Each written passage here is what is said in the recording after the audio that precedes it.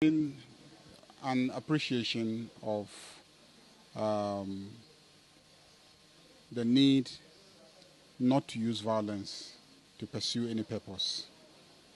Anybody can pursue any purpose, but just that you cannot use violence to pursue that purpose.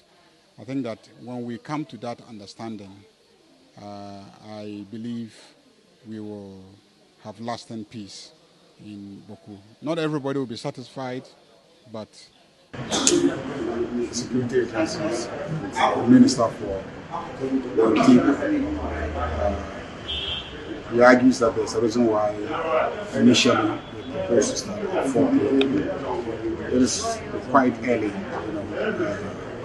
to force people to go to bed at that time or to remain indoors at that time.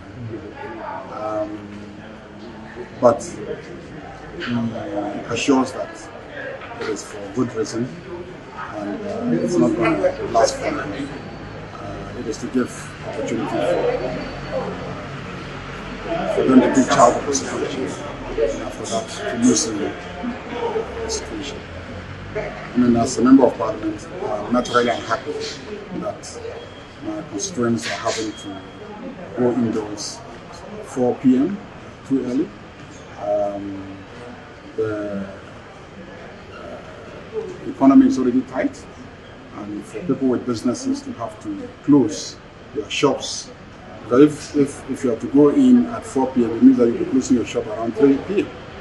And if you have to open at 6 a.m., it means you can only get to your shop about 7 a.m. So people are left with just the period between 7, 8 a.m.